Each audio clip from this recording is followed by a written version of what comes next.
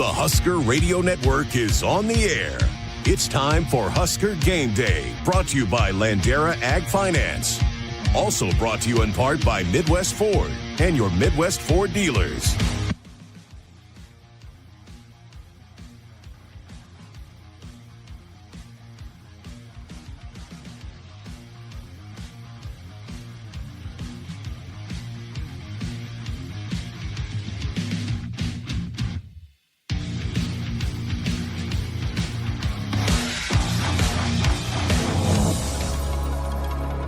Following their second bye week of the season, Nebraska traveled to State College last week to face the Penn State Nittany Lions. The Huskers received the opening kickoff and on their first drive faced a crucial third down. Third down and 2, Harburg under center. Single back Johnson. Harburg takes a snap, hands off up the middle. Johnson has a first down and more. Turbo button midfield, 45-40. Left side numbers, 25-20. Along the sideline, right out of bounds. Just shy of the 10-yard line. 3rd and 2, and it's a big rip for Emmett Johnson. But the Big Red were stuffed on 4th and goal. And from there, the momentum was on the side of the home team. Penn State dominated the first half, taking a 23-3 advantage to the locker room. The Nittany Lions scored another touchdown on their first drive of the second half. With a steep hill to climb, the Huskers continue to battle. 2nd and 6 at the 11. Slot each way. Lindenmeyer short motion right. Snap back to Lateef. Looks right. Pressure comes. Spins out of it. Steps up. Lateef eyes downfield. Accelerates 10. Near left side 5. He's in. Touchdown Huskers. He's pretty good.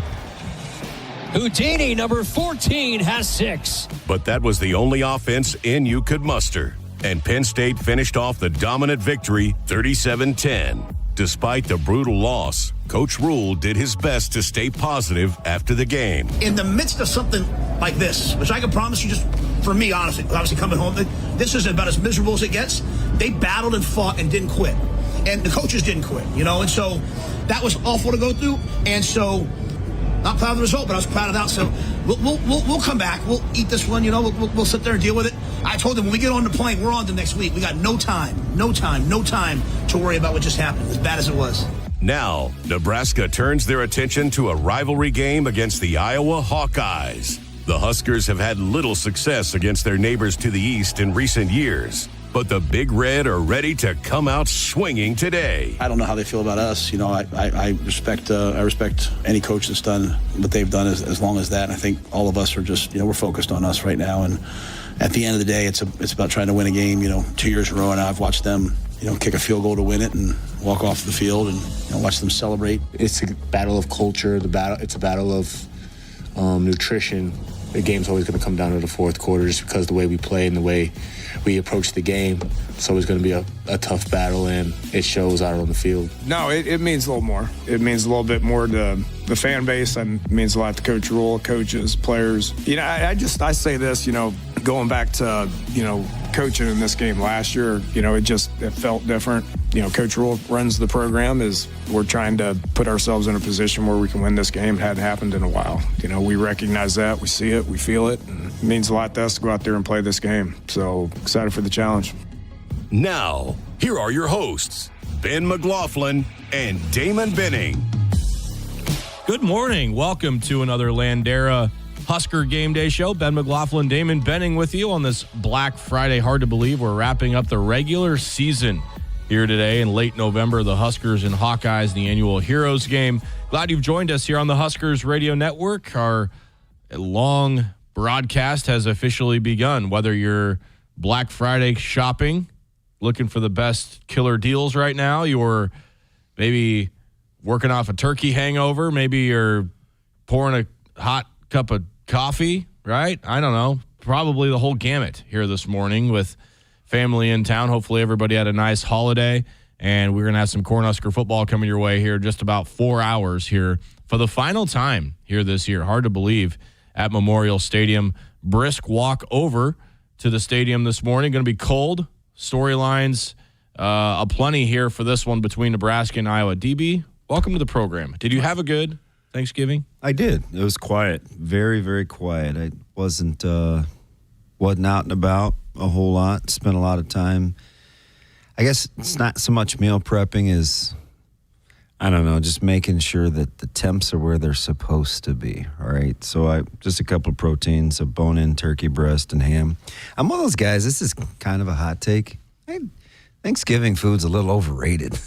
If anybody's ever dined with you, they're not surprised to hear that from you. It's just a little overrated. But I think we can all agree that turkey as a protein is just mid. Yeah. Like anybody that I just crave the taste of turkey. I don't have a lot of strong opinions. I think mid it's just okay. And I didn't get to do what I wanted, of course, because I don't have any say-so in my house. But I would have smoked it. But we went a little more traditional with the oven baked. I can't think of anything I put in the oven to cook other than bacon that's a protein. I don't like baked chicken. I don't like oven baked turkey. I don't do roasts. I don't do any of that. So if the oven's not for warming and making bacon, it doesn't get used. You are very particular with your proteins. I am. That's why you enjoy eating with me. I do. There's nothing wrong with that. But I'll eat turkey, but I think the best part about turkey is the leftovers where you put it on a sandwich and you mask the taste of it. Yeah, I put a bunch of horseradish on it or something. I would never. That's one of my favorites. One thing you would appreciate about me, B-Mac, is there are probably at least 4 or 5 different variations of a horseradish combo at my house, whether it's smoky mustard horseradish, whether it's regular horseradish, whether it's creamy smoked. I'm a huge horseradish guy. So if I had my samesies, if I had my druthers, we'd be having rib roasts. Yeah, on Thanksgiving. Yeah. But win some, lose some. Well, we're all bright-eyed and bushy-tailed here in the Husker Sports Network, Huskers Radio Network studios. I'm excited. Yeah, it's Heroes Day. All we're missing is what's her name? I need a hero. Bonnie Tyler. Well, I thought you weren't off to a very good start because you're we're only missing a what's her name, and I thought it was somebody on our staff. I'm like, probably. No, I was looking for Bonnie Tyler this morning. Yeah. Nebraska's going to need a couple of heroes if they're going to break this trend. What is it? 1 out of the last 10? Yeah, that's not good, Bob. Now's as good a time as any to get that turned around. But we are thankful to be here. Obviously, thankful for our general manager, Jason Rathie, for allowing us to do this year over year. We don't really take any of these shows for granted. Obviously, thankful for our great production crew back here with Josh, Camden, Russ, all the student help that we've been getting this year as well. There's been a rotating door of them. I mean, we've had probably 5 of them in here. But kudos to them. It's a thankless job. They're the offensive line of the radio broadcasts, right? Never any credit. Jason's like the GM too, so he sets the tone. He usually comes in a good mood. He smiles. He's always in a good mood. He daps you up, a couple handshakes, and it's I think everything's going to be okay. Yeah, he's always in a good mood. And if we don't shake this kind of funk we're in, we're going to need him here in about the next 15, 20 minutes. What do you mean? Well, how are we doing? Are we good? I think so. Every time I'm with you, I laugh. It's been 5 minutes. I haven't laughed yet. So what's wrong? I thought we were off to a pretty good start. I'm here giving our guys some kudos, and you want me to do stand-up comedy, There it is. All right. Well, we checked that box. All right, got that out of the way. Yeah, we checked that box. Got that. Well, I'm spoiled. It's your fault. I am thankful for you too, DB. Well, I appreciate that. We spend a lot of time together during football season. I don't know that our either of our wives probably love that, but we've probably tickled if we're really being honest. Yeah, I know. Get us out of their hair for a little while. But no, it's been good. I think our relationship's definitely grown a lot over the last few years, and it makes doing these shows fun and easy because there's a lot that goes into it. A lot of film study, a lot of how can we try to entertain people without just telling stories about who's capable of doing what. Yeah. I enjoyed the task of counting down backwards with a clock. That's probably one of my favorites. That's what we got Hilcom in here for. Yeah. I mean, if people only knew what all went into making these shows, and these guys have to execute at a high level all the time. And if they don't, then we just run them over with the bus, just like people do with offensive lines, right? Like, you know what flew under the radar in the debacle last week at State which College? debacle? You're going to have to specify. The entire thing was a debacle. It was. But do you see how disjointed the anthem going to the Open was? Yes. And neither Josh nor Kyle panicked at all. Then they nailed the timing, and it was like, oh, yeah, no problem. Got it. And I was just like, I don't know. What was that? That was like 110 over maybe 81 BP. Like, nobody batted an eye about the timing. And it's little things like that that are kind of funny. There's a lot of things that we could point to kind of illustrate the theme of the day. Me getting stuck on the elevator. Me not guys showing up at the wrong side of the stadium, not getting on the proper bus, taking the proper transportation, Kyle not having calling lights. in Uber from the team bus. hotel because team they bus. were taking too long. I mean, a total boss move. Yeah. So we're on the bus, Josh, you guys. And Ben went over early with Jess. So Kyle and I took the 140 bus over, but they didn't tell us that they were going to the second hotel. So we're sitting on the bus, and some time is going by. And I text the group and I go, "This was a bad idea." Ben, hope you got some rain delay material. Yeah, they're starting I go, today. yeah. I said we're not going to make it. So about 10 minutes later, Kyle just stands up. He's probably 10 seats in front of me, and he goes, "DB, let's go." He didn't say where. He just gave me the two, let's go. And I got up and I said, "Where are we going?" And Scott goes, well, based on his mood, looks like it doesn't matter. Yeah. Don't ask questions. It's like he had called an Uber to the second team hotel to get us to the stadium.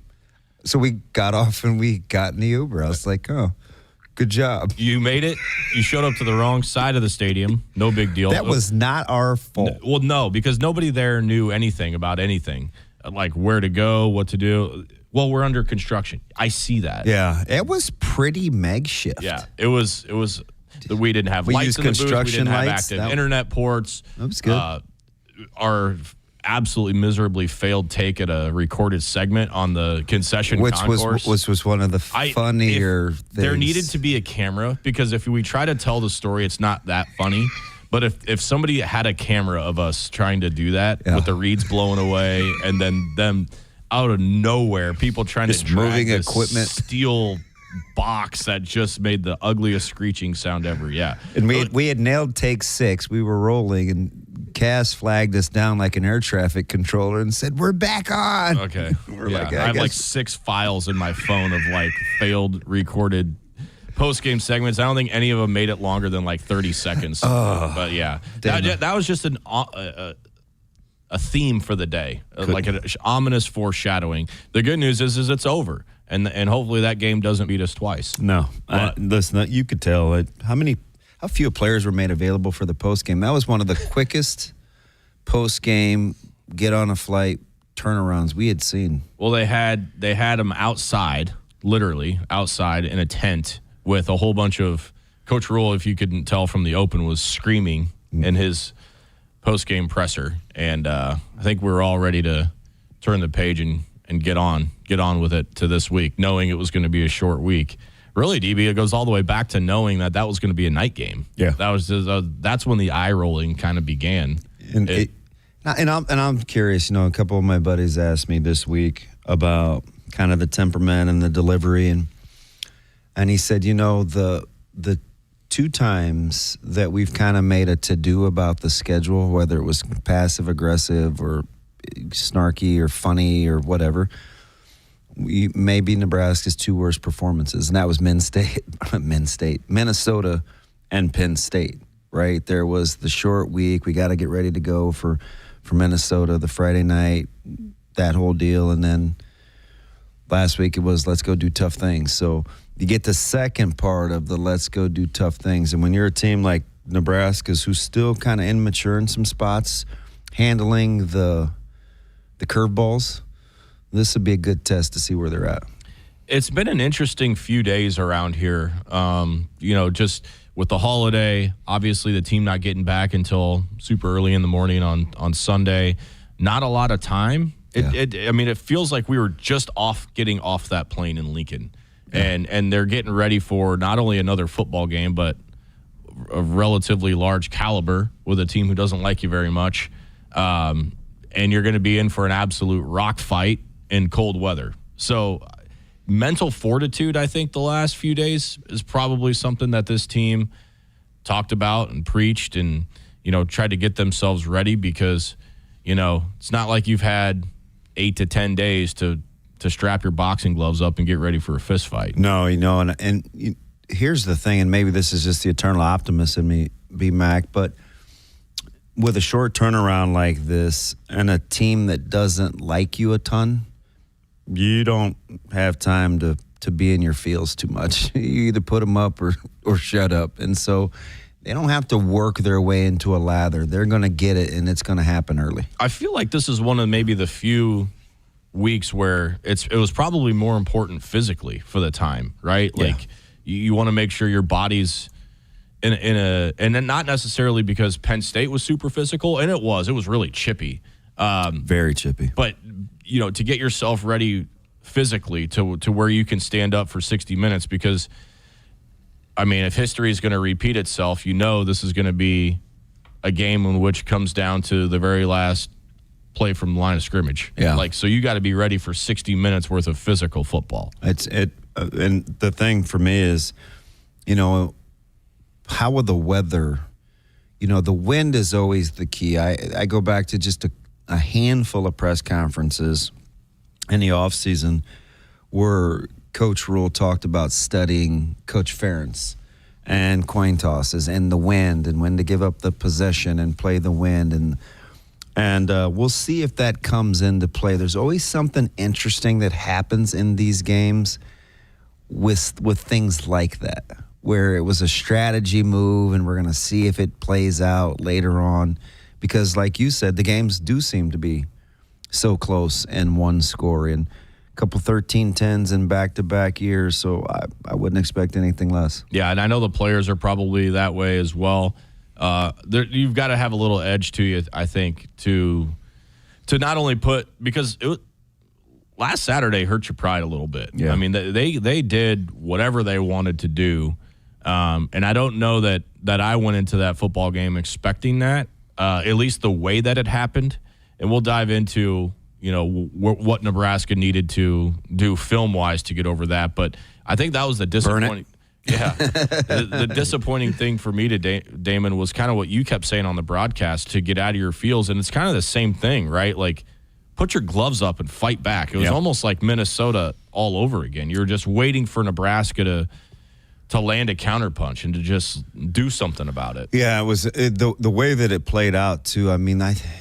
And he gave it a number, but even on the rewatch Sunday, I talked Monday on the show where I said, it seemed like, and without knowing the exact play calls, when I just looked at alignment, some of the missed assignments had to be at a high like 7 number. of 8 plays. And or when he the said 8 out of the first 10 or 7 out of the first 8, and listen, that's obviously a reflection of coaching, so you're not letting yourself off the hook either. But you could tell whether it was, a missed fit or just going the wrong way or the inability to get lined up. So there's a little bit of pride that has to kick in. I don't think you spend a ton of time watching film, but the way I look at it, I don't know how you are when it comes to stuff like this, but would you rather be the person in competition that knows somebody's just better than you and you say, oh man, you know what, listen, it was my day, there's a better team? Or do you like when the onus is on you and you get to fix it, right? I'm kind of more the second guy where I said, you know what, I'm in control of that. I can get that better. But some people get down, and they're kind of down on themselves. I don't know, man. I don't want to be at the mercy of anybody else. If I have a chance to fix it and get it right on my own, I kind of prefer it that way. Well, that's why you can't play this game and not have that. Because if you're not the second way that you're saying, if you're not the type of person that is going to put it on yourself or change the outcome, personally take your responsibility to change the outcome of what's going to happen, You think the result's going to be any different today? Yeah. Because the result's going to be the same. Because then what's going to happen is, you're going to take on a puller and you're going to get blown up, or they're going to go on a 14-play drive, or you're going to, miss a block, or you're going to, get jammed at the line of scrimmage, whatever what's going to happen, and you're right back emotionally to where you were last week, and you're already beat at that point. You start questioning things. You start wondering, is this guy better than me? Do I have the talent to compete with what I'm seeing out here? I'm not saying Nebraska is that way, but you better hope you're the second version of that, because then you do something about it. Yeah, look, these guys I have played enough football, Damon, to know that there's not a genuine talent gap week to week, that a team lining up across from you is so much better than you that you can't go compete with them. We haven't really seen it, have we? Not this year. I mean, maybe Penn State, but we said going in that was going to be the most talented team. And I thought Penn State is more talented than USC, but I wouldn't fight you over that, right? I would probably pick Penn State, but I think I would probably take Penn State's talent this year ahead of Michigan. So those are probably the three teams. But even with SC, you felt like you had every opportunity and could have won that game. And with Michigan, it was early in kind of your emotional pendulum swing, and you fought back there too. So they're capable. And I don't even know if that's what this one's about today. I think this one today is really, really simple. They don't like us. We don't like them. They play a certain way. We need to match it. At some point, this team and this program and this university has got to beat a team that does hard things all the time. The Wisconsins, the Minnesotas, the Iowas. And we've kind of been all over the pendulum in terms of what we are as a program, what it looks like, who's leading it, what's the psychology going on. Listen, you have to hang in there against a tough team that does hard things all the time, and that's what you're going to get today. It's not super fancy, right? We're not going to be talking about pinning and pulling and the trickeration and look how they ran counter sweep to the open side and then came back with it's not really going to be like that. In my opinion. Yeah, I mean, I think the theme of the day, and it's kind of fit the theme to most of this segment, is you just gotta put your arms up and fight back. Buck up, buttercup. That's all it's gonna be today. That's what it is. You're gonna win some and you're gonna lose some, but you got to come on the next snap ready to go. And what they really have to understand, and that's kind of why I wish there were a few more guys that were around from a year ago. But the positive side is, if you're not around, you don't know any better. You have got to make sure. It's like, you've seen snakes that still move after you get the head cut off, and it's like, wow, are they still? There's animals and insects that, like, you remove the head and they're still. We've had Iowa down to the last milliseconds of games, all but left for dead, and they find a way to win. You better figure out how to play a full 60 minutes until that clock hits zero. There can't be any let up. That's the one thing that you better bring, because we've let them off the hook so many times with late heroics when it looked.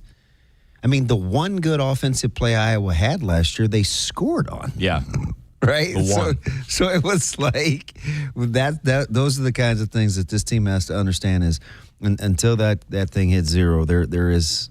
You stay dialed. In case you needed a reminder, which you shouldn't, because all you got to do is think back to a year ago. Rewind 5 days for Iowa. I mean, their game against Michigan State. Oh. That's. And they've done it a handful of times. And even this when year. we're sitting there watching that game in the booth, the question was, are they going to do it again? I wonder how it is today. Yeah.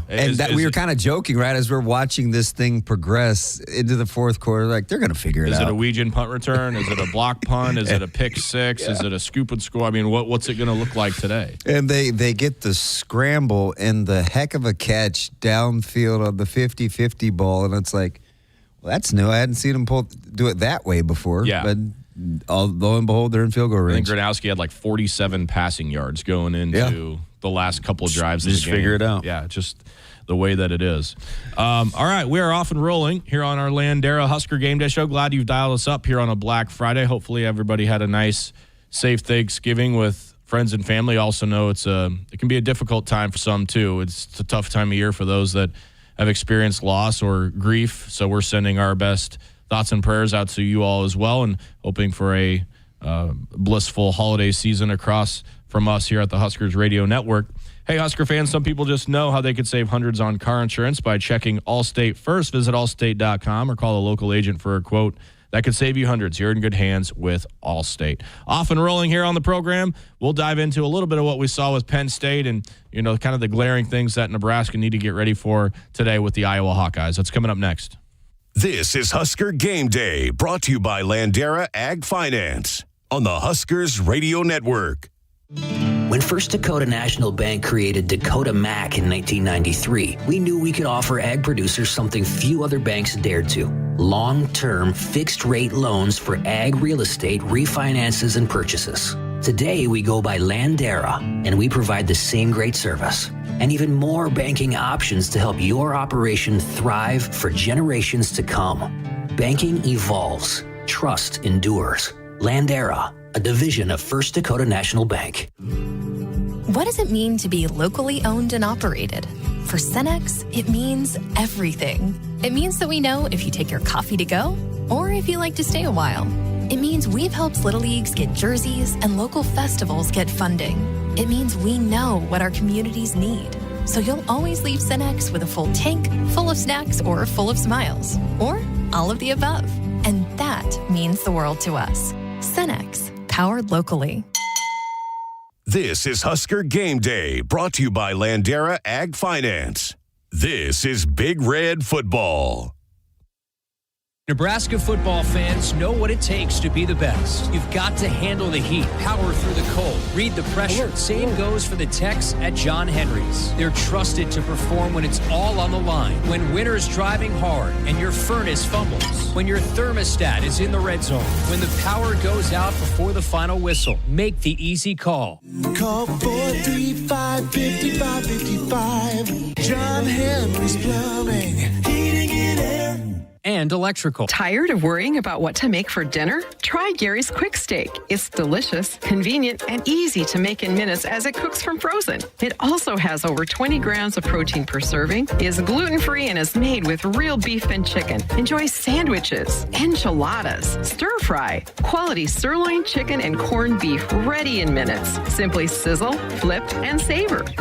I promise you, if you try it, you're absolutely going to love it. Visit our website to find a store near you. Call SOS, a trustworthy company since 1950. Their technicians don't earn commission. This equals fair treatment to their customers. SOS is a family-owned third-generation company, and now to celebrate the 75th year in business for a limited time, get a New York AC or furnace for $75 per month. Get you and your loved ones comfortable again with SOS. SOS to the rescue.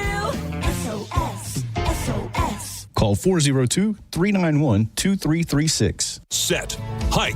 When champions take the field, they come ready to play. TNL Irrigation understands the value of momentum. Like a Husker drive, there's no stopping. If you live for farming and football like we do, TNL Irrigation has you covered. Check your fields from the game with a remote system, or just enjoy the play, knowing our systems are reliable as a sold-out Memorial Stadium. Touchdown! Nebraska born, Nebraska strong. Husker Nation and TNL Irrigation are like no other. Tackle the toughest tasks on your farm with Brand Agricultural Products. They've got a complete lineup of grain handling and tillage equipment to take you from the preseason all the way to the playoffs or harvest. All their ag equipment is North American built and backed by an extensive network of dealerships that provide support over the long run. Lead the field with Brand Agricultural Products. Visit Brand.ca for more.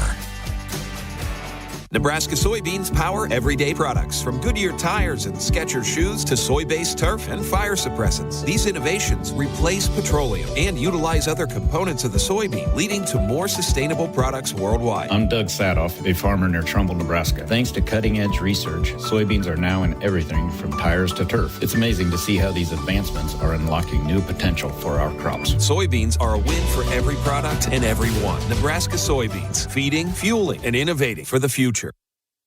This is Husker Game Day, brought to you by Landera Ag Finance on the Huskers Radio Network.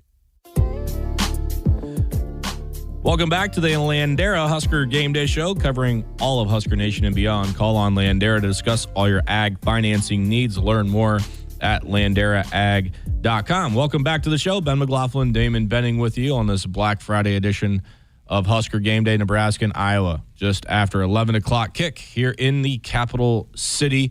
All right, DB, let's get into a little of last week. And, you know, every once in a while, you're kind of hoping and thinking maybe the film would lie a little bit and, mislead you coming in. But one thing that I was a little worried about that we talked about last week against Penn State was just all the different variations of the Penn State run game coming to fruition. And it took all of 2 drives to see it manifest. They really had a good plan, I thought, stressing Nebraska in some different ways with their running attack. That being said, when you peel back the onion of last week, what did you see with particularly Nebraska's defense? Because I know that's what everybody's probably highlighting as the most disappointing part of the night. I kind of want to start with the offense a little bit. Let's start with the offense. Well, just because you needed more than 3 points. Yeah. On those first 3 drives, right? Well, and specifically the first drive. Yeah. And when you have 4 or 5 minutes to play in the second quarter and it's 10-3, I don't know. The first thing I thought about was offense. Now, I was a little surprised when I looked at the yards per carry and it was under 6. It seemed like more than that real time. And listen, it was 5.9, so it's not like we're crushing it with the under there, but my biggest takeaway was schematically how Penn State puts you in conflict going 11 of 12 for 181. Right?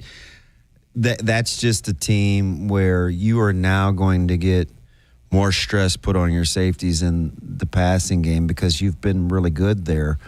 And you're in a bind. So now you have to look at what you want to do from a coverage standpoint.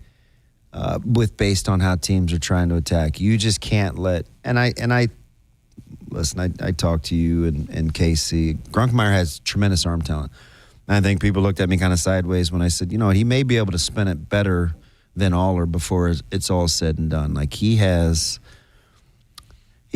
throw it, but you can't let him go 11 of 12. And certainly not for 181, right? Like, so that was the thing to me that was the biggest surprise. I didn't think they'd throw it a ton, but their efficiency in the pass game, getting vertical, kind of threw me for a loop. Yeah, and I would agree. I thought him having as clean of a uniform as he did was a problem. Just the way that they used that passing game off the run success was really impressive. Mm-hmm. You know, you could see the creativeness with, you know, sliding a tight end over on a play action, making it look like, you know, getting those safeties' eyes where they're not supposed to be, and boom, you've got guys streaking. They did it a ton. They did it, and to your point, you know, I don't know that Nebraska's safeties had a challenge like that to where it almost feel like they were at times truly guessing run pass as the play's happening. Yeah, so there's a couple of things without giving away the secret sauce that they do coverage-wise, right? They're either they can play some 3 deep, they play this little cover 2, they play a little man. There's this variation called slice that they like to play, and that's the coverage. I think they'll probably stay with it, but they play it so much against certain formation. Teams now have a couple of different combinations where you run the little over route, you occupy low hole, middle, or high hole, low hole, and then you stress the corner safety with the little bender on the outside, right? And it puts you in conflict. The safety's kind of playing a guessing game there. But I felt like the real, kind of the thing that has to... Let me stop you right there. But that takes arm talent to be able to execute that throw. So for sure the arm, like, I agree. That's a good call, right? Like, those aren't two throws that without having a guy that's capable, you're going to probably make a living making. But we see these over route concepts now all the time. Penn State tagged it on the backside to put that corner in a bind, right? It's like the 12 to 15 yard out, but it's not a real sharp route. It's just kind of a little bender, and he just settles in the hole, and you run the over away from it. So you're in conflict there. The other thing is, we talk a lot about the D-line. We talk a lot about the third level. Nebraska's linebackers today have to have a game. The Bowers, the Javen Wrights, the Shavers, the Marquess Watson Trents, whomever, Dawson Merritt is back healthy. The second level has to be really, really sudden and really, really decisive. When you read face mask and you see scoops or you see those zone steps, you have got to attack at 45s. The whole thing that I'll be watching that I felt like needed to be a little bit better in State College was fitting in the run game from the second level downhill, not laterally, downhill. You better attack these guys downhill. The point to all this of bringing up last week with Penn State, I wanted to call out, right? It takes arm talent, it takes time. For those wondering, because at the end of the day, the schematics matter. Like how plays happen matter. And so I know people are probably just thinking, Iowa's just going to copy paste what Penn State did to Nebraska because they had their way with them. I don't know that Iowa's built to do that. Yeah, and here's the other cool thing about that point, which is fantastic. The way that they get to things pre-snap isn't the same either, right? So the personnel groupings and the pre-snap movements, and then the stress that they put you on in the perimeter, I agree is vastly different how they get there. Now the run game and its effectiveness, there's some similarities there, but they don't block it the same. So I agree with you. You'll see Nebraska play a lot of these tight fronts. They'll kind of bear it up, cover up these guards, really be aggressive with these against these zone steps. And see what happens. It's more, you stop the running game with attitude. It's scheme matters, but you really stop the run game with attitude, right? You want to restrict holes, play with violence, and trust your teammates. Those are the three things that you have to really zero in on, and they'll get every opportunity against Iowa. And now you sprinkle in QB run game, so you get one more into the box, which puts a little more stress on your perimeter defenders because they're going to play some man-to-man now. Like you want an extra set of eyes on Gronowski because he will – I mean, he's tough. He makes a lot of key plays with his legs because he's savvy. So you're going to have to hang in there against him because he's a winner. Yeah, he's a winner, and he doesn't have – I mean, I'm not saying anything people don't know. Let's just look at the statistics. Like, he's not going to repeatedly beat you with his arm. That's not how – if he's doing that – that's accuracy. Yeah, that's right? That's where your success is going to come in. And I would add another word. You mentioned three things to stop the run. Today there's a fourth, and that's patience. You might win one or two, good point. But you're going to have to win. And you have to do it for however long they have the ball, 31, 32 minutes or whatever it is. You can't be bumping your chest when you get a TFL. Yeah, when you get them at 3rd and 7. You're right. That's good. Stay in the moment. You've got to stay patient for 4 quarters. Yep. And because we've seen in this series, Damon, it takes one. Yep. Like, if in case you need a reminder on that sideline for getting 2 or 3, Iowa is – little swing pass to KJ? Iowa is just fine punting. How many rushing yards had he had up to that swing? Oh, it was under 15. Yeah. I mean, he had been 15. bottled. I'm like, this is fantastic. And then he's out the back gate. They are just fine punting. Yeah. So, yeah, it takes one. And that better be the message on the sideline if that's the case again today, right? If Nebraska's defense is holding up their end of the bargain through 2.5 quarters. Yeah, just know, Hey, Iowa's not going anywhere. Yeah, guys, it takes one. It takes one one snap for you to lose your head for this entire game to change. Yep. So I think No there's question. a fourth. It's a very fourth one there. opportunistic team. But still just 7-4. So I don't want to. Yeah, absolutely. I don't want to overdo it. The point to all this is it's not just going to be a copy paste of them I agree Iowa with you. stealing Penn State's game I plan. think that's a good point. Lastly, before we wrap it up, thoughts on TJ, the way he played. I know there's certainly some plays that aren't going to be very appealing to watch on film, but there's also going to be some throws where we're like, dang. Okay. Yeah, I said this real time a couple of times during the broadcast. He's pretty good. And I think he's got a chance with another week under his belt to just keep growing. He's not going to get as exotic a looks, but this one is a different challenge for TJ because what Iowa does is they're willing to concede some things schematically with what they do defensively. Nebraska just has to be patient enough to almost get bored with it. You get your swings and checkdowns, take your swings and checkdowns. And mark my words, this a tight end kind of game.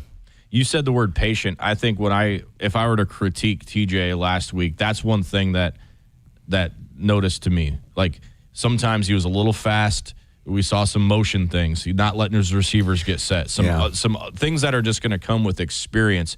Let the game come to him a little bit because you're looking outside the numbers. You say, "Hey, give me a chance to get set." Yep. Yeah. I think the entire day it got up on him a little bit early. He was a little sped up. Hard to imagine it not being the case. The night game on the road in State College, your internal clock's going to get sped up a little bit, just naturally. But I think overall, he made some throws and made some plays where you're not thinking TJ Lateef is a spot to hurt Nebraska today, or Nebraska's in taking a back seat to their quarterback because of our situation not having Dylan. Like I do think TJ Lateef is more than capable to leading Nebraska to a win today after watching last week. Yeah, and the interesting thing is they've taken pretty good care of the football, right? It wasn't a game that when you look at it and how it was played where it was kind of sloppy and you've managed the turnover game pretty well this year. Better take care of the dang thing today. Tell you that much. Kidding. All right, let's. The sun is the sun up. I can't see. Is that to you? We're getting some daylight. No, a little bit. It's a little. Yeah. Yeah. Well, let's pick up the juice and the energy means, right? a little bit. Yeah. Yeah. We're making our way, and I know a lot of people are making their way to the stadium here today. Coaches make substitutions during the game to get the best player on the field. Getting behind the wheel after drinking also demands a substitution. Sober drivers are the only choice. Impaired driving is deceptively dangerous. From the NDOT Highway Safety Office. Let's get a more accurate representation of the traffic other than Let's welcome in Trooper Brett. Good morning, Husker Nation, and happy Black Friday. A big rivalry showdown today as we face the Iowa Hawkeyes. Traffic is building on the usual routes towards Memorial Stadium. If you're traveling west on Interstate 80, expect reduced speeds and possible slowdowns between the Pleasantdale area and Lincoln. That stretch is still under construction with narrower lanes. Near Gretna and Outlet Mall, our troopers at the State Patrol will be managing the signal at the I-80 interchange to help traffic flow. No left turns or U-turns will be permitted on Highway 6 at northbound Highway 31 between 6 and 11 a.m. Memorial Stadium and the road both have something in common. They're much easier to see when you're not looking at your phone. Put your phone down, keep your eyes up. This is Trooper Brett with the Nebraska State Patrol and the Huskers Radio Network. This message is sponsored by the NDOT Highway Safety Office. This is Husker Game Day, brought to you by Landera Ag Finance on the Huskers Radio Network. If there's one thing Nebraska's known for, it's our beef. And Nebraska soybeans feed a lot of them, and even more pigs and chickens. I'm Jason Pinky, a farmer near Craig, Nebraska. Soybeans are vital for feeding our livestock, and they're also a powerhouse protein source for people worldwide. Our world needs protein, and Nebraska soybeans are making a difference. From tailgate grills to global plates, farmers deliver affordable, nutritious protein to build muscle and energy for everyone. Nebraska soybeans, feeding, fueling, and innovating for the future. This is Husker Game Day, brought to you by Landera Ag Finance. This is Big Red Football. In Nebraska, the good life means mornings that wait for you. A porch swing or a skyline view. Work that matters and time that's yours. Neighbors who wave. Hey there. Stars you can almost touch. A mortgage that makes sense. More space, more time, more life. Nebraska, the good life is calling. Are you ready to answer? Learn more about living in Nebraska at www.thegoodlifeiscalling.com. When First Dakota National Bank created Dakota Mac in 1993, we knew we could offer ag producers something few other banks dared to: long-term fixed-rate loans for ag real estate refinances and purchases. Today, we go by Landera, and we provide the same great service and even more banking options to help your operation thrive for generations to come. Banking evolves. Trust endures. Landera, a division of First Dakota National Bank. Preparation is the key to success on game day. And like your favorite Huskers on the field, you need to be ready right from the opening kickoff. Cenex has your pre-game routine covered. We've got your salty snacks, your sweet treats, ice-cold beverages to wash them down, and fresh tanks of propane to fire up the grill. Fuel your fandom at your local Cenex station. Husker Pride, powered locally.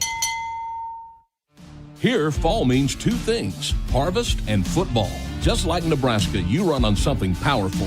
Diesel for your farm, gas in your tank, or propane heating your home. Sap Bros keeps your farm and family fueled. We're kicking off with a Big Red giveaway. Enter to win $1,000 in fuel credits when you contract fuel with Sap Bros. And when Nebraska wins, you win. Score a free king-size Reese's in the Sap app, whether you're hauling harvest or headed to the game. Sap Bros fuels Nebraska. The work is dirty and sometimes dangerous. It's the kind that can break your body, and if you let it, your spirit. But while there may be better ways to make a living, you won't convince me there's a better way to live. I'm a Nebraska corn farmer, and there's nothing else I would rather be. Brought to you by the Nebraska Corn Board. Set, hike. When champions take the field, they come ready to play. TNL Irrigation understands the value of momentum. Like a Husker drive, there's no stopping. If you live for farming and football like we do, TNL Irrigation has you covered. Check your fields from the game with a remote system, or just enjoy the play knowing our systems are reliable as a sold-out Memorial Stadium. Touchdown! Nebraska born, Nebraska strong. Husker Nation and TNL Irrigation are like no other. This is Husker Game Day, brought to you by Landera Ag Finance on the Huskers Radio Network.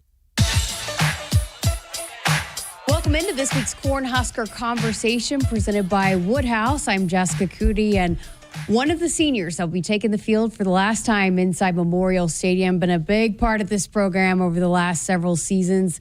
Deshawn Singleton, thanks for being here with us. Man, thank you. Happy Senior Day week. It's crazy. Oh yeah, it's crazy. How does it feel? It feels great. I feel amazing, to be honest. Yeah. Yeah. Okay, well, before we dive too much into that and your journey and all of that, let's go back to last week. I know with the short turnaround and the Friday game and all of that, you guys went about the process a little bit differently coming off the Penn State loss. How has the team handled it? How has this team bounced back so far this week? I feel like we handled it well. I mean, obviously it's a short week, so we just honed in our recovery and stuff like that. I started my process a little bit earlier than what I usually do. So just trying to get our bodies to go for Friday. When you look at the performance against Penn State, what are some of the things that you guys have to be better at, have to correct coming into this last game here at home? We just gotta stop the run. That's really it, to be honest. What goes into that? How can you guys be better against that? That's just playing hard. Obviously stopping the run, that's just a man-on-man thing. It's player against player, and we just got to win. How much do you believe that this defense believes they can do that, going into this one? Oh, yeah. It was a little disappointing last weekend, but I feel like Friday we're gonna put on for the state, and we're gonna, we're gonna have our last names on our back, and we're gonna go get after it. Was there things that, is it just assignment-wise, being better prepared? What are some of the things you feel like you can do better to be able to be better on game day this week? A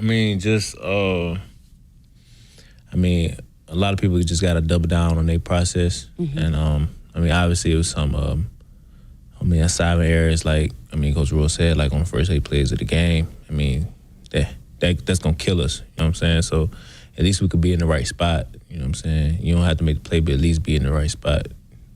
Okay, so let's go back and kind of revisit your journey a little bit. Going back to, this time a year ago, you were starting to think about a decision. You could have probably gone to the NFL. Take me back through that kind of conversation with Coach Rule and why you wanted to come back for another year here at Nebraska. I'm a technical role. I wanted to come back because I wanted to be, I wanted to leave a winner. I mean, obviously we got a chance to go to that bowl game, and it was great. And I wanted to just be a part of that year 3 experience. And I didn't have my degree either, so I graduate this December, and so I want to get a degree when I leave, get a degree from here. So. Why is that so important to you? I mean, I'll be one of the first ones in my family to graduate. So, that's really important to me. So, you were already a guy that NFL scouts were looking at, but where do you feel like you've also grown just in your game this season coming back for another year? I say my open field tackling. I say that has grown, like, tremendously. I mean, my angles coming out the post. I feel like what I wanted to work on, I feel like it showed on the field, and I'm more confident in those situations. When Coach Rule got here, I mean, there's this senior class has been through so much, right? And when you guys got here, what kind of pride, what kind of, I guess, responsibility did you kind of take on, and especially throughout the years since you've now been here with him for multiple seasons? What kind of responsibility did you guys take on to try to help implement what he wanted to do with this football program? We just got to make sure everyone's is dialed in, locked in on the process. Like, you got to bring the younger guys along, because a lot of people just walk in. I mean, obviously, I've been here every year with Coach Rule since he's been here, and I've also been a part of different staffs. But I mean, when young guys come in, you got to be able to bring them along and actually show them the ropes of how Coach Rule wants things operated and stuff like that. So just got to make sure, ain't nothing in the locker room, like no leeches and nothing that goes on in the locker room, and just, weed the bad things out. And what made you believe and buy into that from the beginning to be able to start help with that process? I mean, before this, we was losing. So, I mean, I'd be stupid to not buy into something. I mean, because before this, we ain't never won nothing. That's why. Just your overall game, describe where you were from when you got here, when you transferred here from junior college to where you are now. My overall game, I feel like just watching film and studying football, like, I'm nothing to the player I was that first got here, because I just transitioned from, like, playing quarterback out of high school and transitioning to defensive back. And I feel like I was just playing more off athleticism in junior college.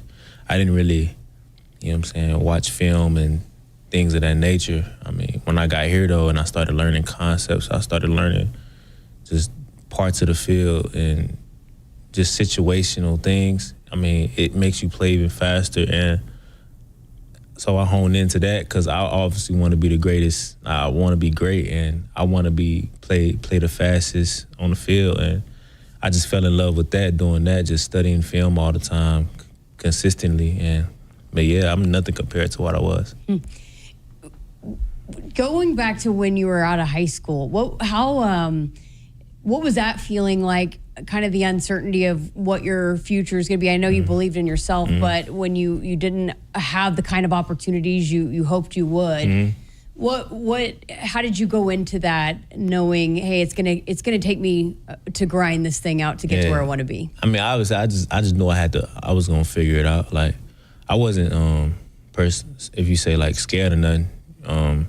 Like, my season ended when I was a senior in high school, and I just had to figure it out. Like, I was applying to jobs and stuff like that, but God obviously blessed me with the opportunity to go play junior college ball, and I had nothing else, so I just took the shot and did it. I wasn't really expecting nothing to come out of it, but I always had that feeling. I always had to believe that I could do something big with it, and it got me here at Nebraska. But yeah, I wasn't I was prepared to take on whatever life gave me. Do you ever think about that? Hey, I was applying for jobs outside of football before. Yeah. And now where you're at? Yeah. It was funny though, cause my brother he was we was younger and I wasn't doing nothing, so he was calling me a bum every day. He said you a bum, and I was and that just motivated me too, cause I knew what he was doing. So I get out, I kept on training and stuff like that. So he really motivated me to keep on. Hey, you can do something with, your talent. So, that's what made me keep, stay training on it, kept my mind on that football stuff. Yeah. So what opened the door for you to have the junior college opportunity? Coach Mo Gray and Coach Cody Cook, they came and saw me.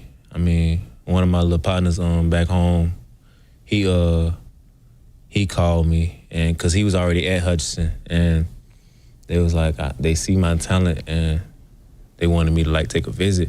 I was I ain't taking no visit, I'm coming. You know what I'm saying? So I ain't even take a visit or nothing like that. I just took my bags and I hit the road, drove up to Kansas. So you had one junior college offer in high school. Yes, ma'am. To where you are now, where you have a good shot of going to the next level. How did you do that? It's just belief and just being persistent, I just started just grinding every day, trying to just work on my craft. And, when you fall in love with that, because I got here, I wasn't even playing, as you can see, but I knew that if I kept on just keeping at it, and building myself, it'll turn me to the player I want to be. And I feel still like I ain't done. But yeah, it's just being persistent and just grinding every day and just working at your craft, trying to constantly get better. So you were a high school quarterback. Yes, ma'am. How did you make the transition? What made you, I guess, realize that you had a better future playing defensive back? My high school coach, Coach Brandon Mitchell, because he took me to because I didn't go to any camps or nothing like that, but my senior year, it was the COVID, so we kind of went to I was a senior, so we went to some camps. That's when they was letting the COVID kids go to camps that didn't have any offers and stuff like that. So he just started putting me at DB, and I was excelling at it. I'm catching picks. I'm at over there at LSU, just making plays out there at safety. And I got some looks, but that ain't nothing if you don't got no offer in your hand. But yeah, and then he was like, Sean, I think you can play DB, and so I just took that opportunity. Wow. So what would be your message to a young kid that might not be getting recruited, might not being seen, but has similar dreams as you did at that age? And don't worry about the outcome. Focus on your process, because if you think about the results of what you're doing and you ain't doing nothing to better yourself, when opportunity come, you ain't gonna do nothing with it. So always be prepared. Like my coach used to tell me, he said, stay ready so you don't gotta get ready. And just hone in on your process, keep grinding, because God gonna bless you. What was it like then? So you go from all of that, and I know you weren't playing at first, but when you ran out onto the field at Memorial Stadium for the first time, what was that like? Do you remember that? Yeah, I remember. It was against you far as just like me just getting on the field for the first time. Yeah, just stadium. being that you didn't even know if this was going to be an opportunity, and so the first time you're in front of this crowd out here. Yeah, I remember the first game actually I got in. It was against it was the green team. What was it called? North Dakota? I think it was North Dakota. We played North Dakota, and I got on the field. It was like 2 minutes left.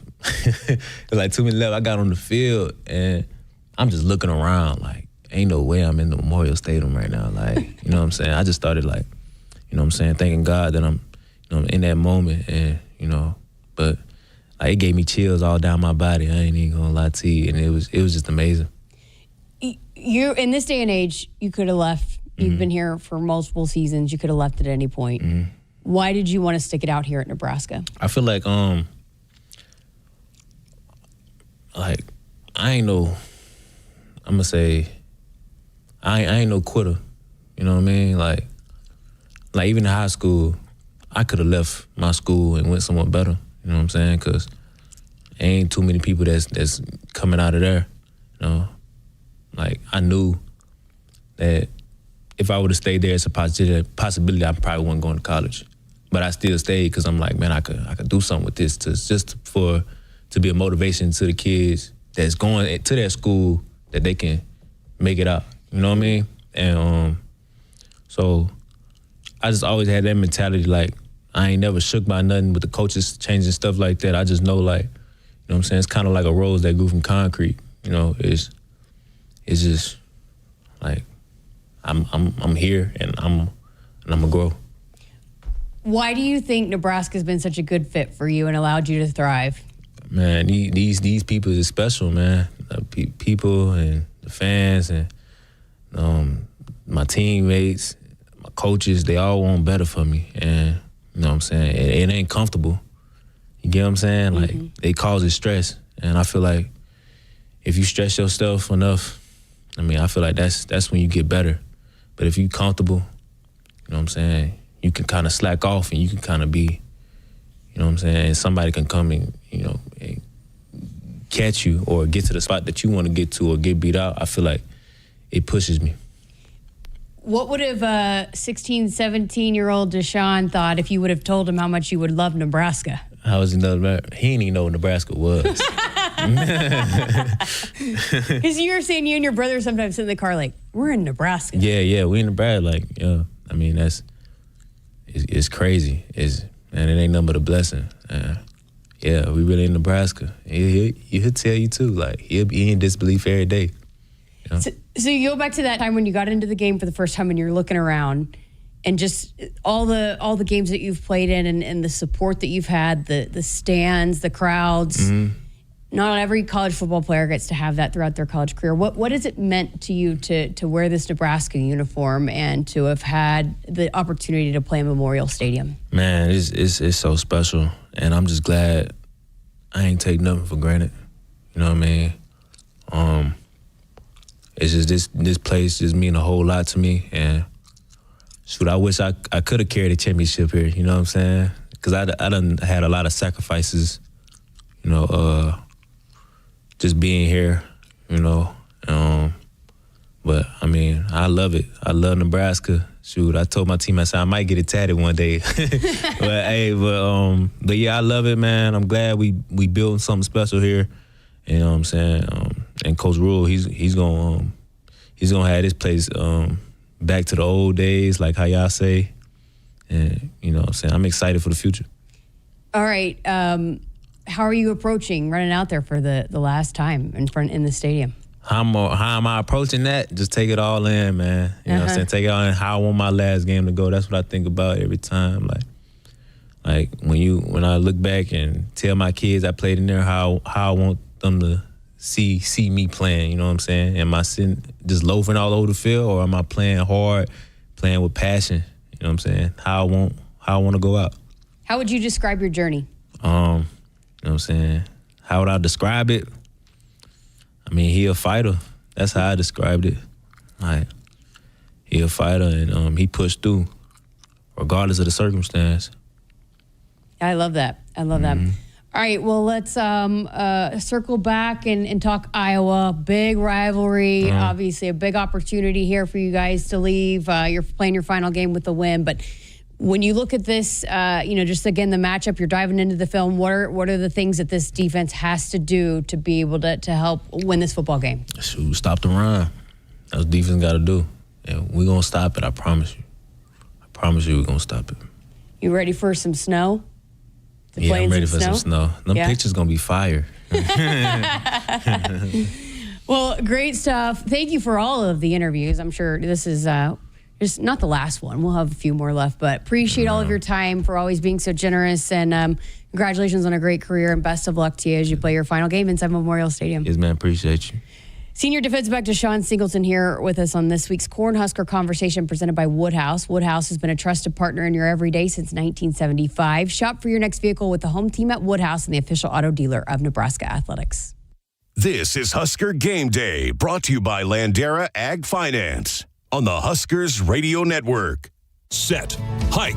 When champions take the field, they come ready to play. TNL Irrigation understands the value of momentum. Like a Husker drive, there's no stopping. If you live for farming and football like we do, TNL Irrigation has you covered. Check your fields from the game with a remote system, or just enjoy the play, knowing our systems are reliable as a sold-out Memorial Stadium. Touchdown! Nebraska born, Nebraska strong. Husker Nation and TNL Irrigation are like no other. Let's pause 15 seconds for station identification on the Huskers Radio Network.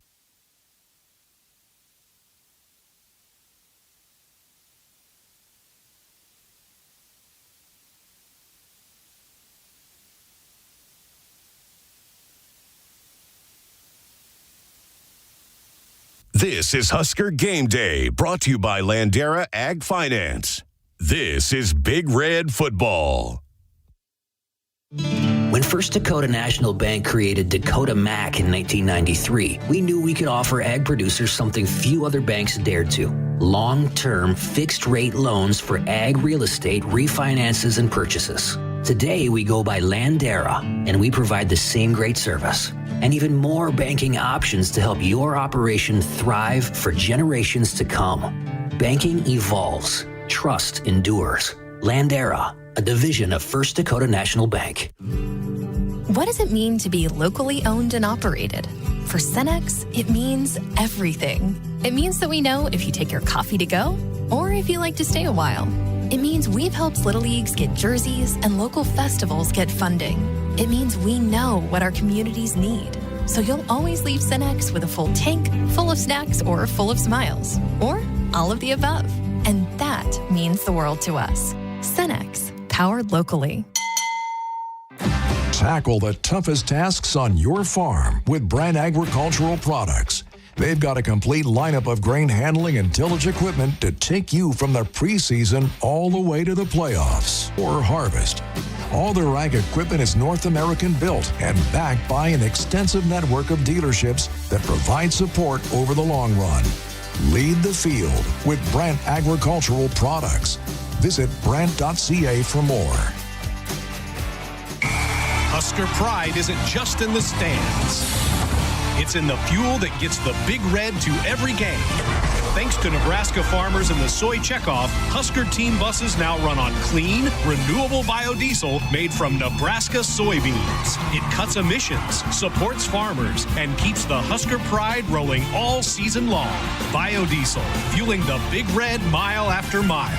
Brought to you by Nebraska soybean farmers and the soy checkoff. Here, fall means two things: harvest and football. Just like Nebraska, you run on something powerful. Diesel for your farm, gas in your tank, or propane heating your home. Sap Bros keeps your farm and family fueled. We're kicking off with a Big Red giveaway. Enter to win $1,000 in fuel credits when you contract fuel with Sap Bros. And when Nebraska wins, you win. Score a free king-size Reese's in the Sap app. Whether you're hauling harvest or headed to the game, Sap Bros fuels Nebraska. It's not a job. I don't start my day by logging in or end my shift by punching out. I don't have a corner office, but I do have a seat with a view. I get to see every sunrise and every sunset. And while I may technically be my own boss, I fully accept that I am not in charge. I'm a Nebraska corn farmer, and there's nothing else I would rather be. Brought to you by the Nebraska Corn Board. This is Husker Game Day, brought to you by Landera Ag Finance on the Huskers Radio Network.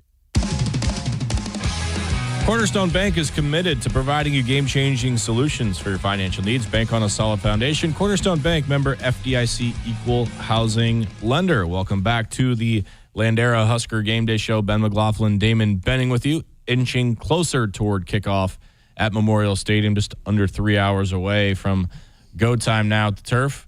We've got a live look at the stadium over here, DB. We can report the end zones and the end are back red. Yeah, for those wondering. It's looking sharp too. I'm love this time of year. I like this weather, and I love football. It's not perfect weather, but the scene set with the overcast skies and the field lit. Now, I'd take a couple of extra degrees in warmth or maybe no wind.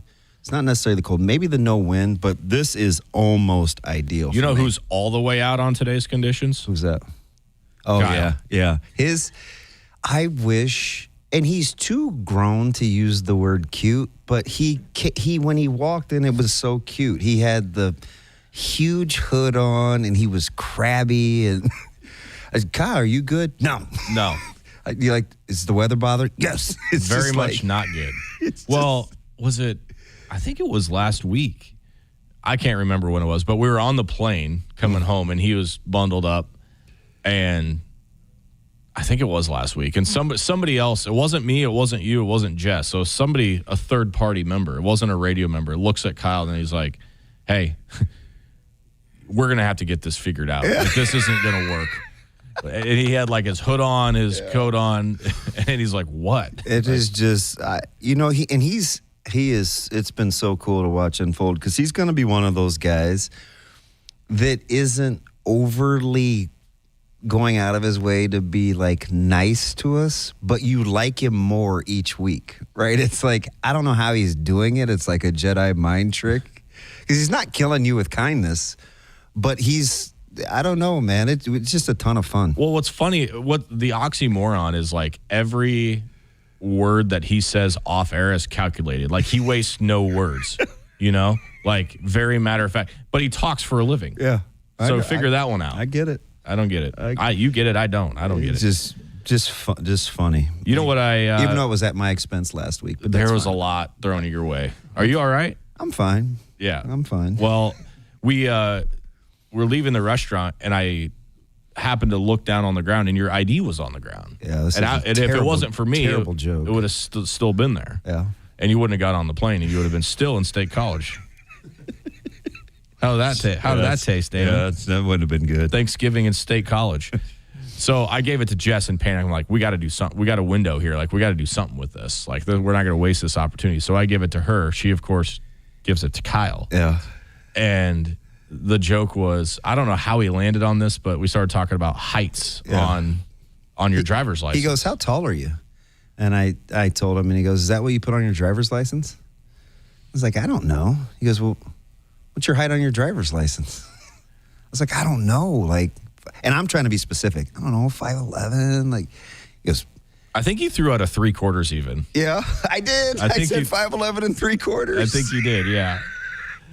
And the hope was Damon went to the pocket to like pull it out, and he couldn't even find it. when he gave it back to me, it was pretty snarky. Like it was. Can you have a snark delivery without using words? He gave it to me like, take better care of it, or found this on the ground. It was just like, geez, I don't even know why I like you, but I do. Yeah, it's a good piece of cheese. Remember, I'm always going to find the good piece of cheese. What? Bad sandwich. My buddy jokes with me about eating a crap sandwich, but if it has like just the good piece of cheese, I'm all in. I got you. Yeah. I thought you meant the actual cheese that we had at dinner, the shrimp stuff. Oh, that was fantastic. I wish I would have been more aggressive. It was the epitome of a you snooze, you lose. Yeah. I was trying to be kind.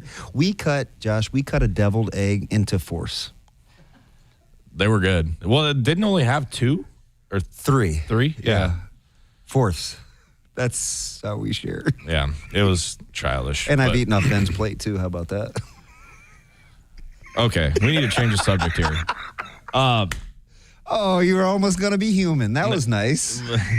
What do you mean? Practicing kindness. I'm kind to you. Ben, do you want to walk with me? And then that's not happening today, by the way. You're going to have to pull the phone out and find your favorite contacts because I'm not walking all the way to your car. That's if they weren't as heavy gone. at binoculars, would you? That has nothing to do on the walk over. Oh, gotcha. Like the weight of the binoculars isn't, affecting my decision to walk there. Spent. If you would have brought them, we could have had that same time spent in the booth. I'm feeling like the warm booth. I'm feeling like Kennedy. All right.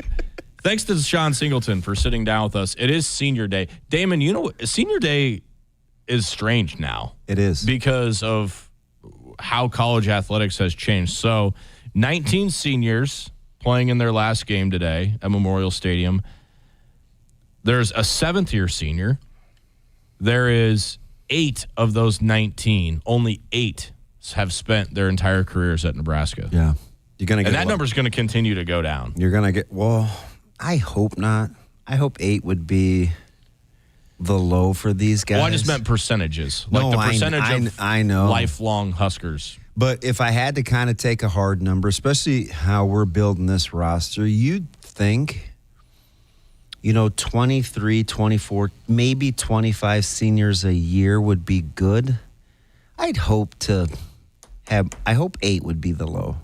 Yeah, it's going to be tough just how rosters are built. I get it, and I'm an old fuddy-duddy, but 8 seems like a small number. Yeah. Well, and I think we're finally getting past the COVID year. Yeah. Like, we're finishing those up, I think, this year. I like how all you smart guys, every time I'd ask you, so when does the COVID year thing reset? And everybody always gave me a different answer. So what'd you land on?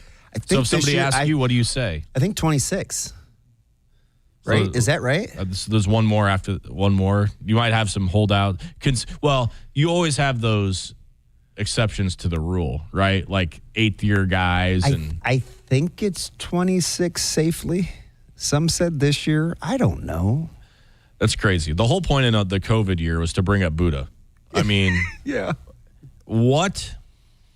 He could write a book. Yeah. He's seen a lot. He's been through a lot. And maybe should. And so every time he's critical today, too, by the way, 100%. if he's healthy. I know that wrist wasn't great at State College, and he kind of got off to a little bit of a shaky start.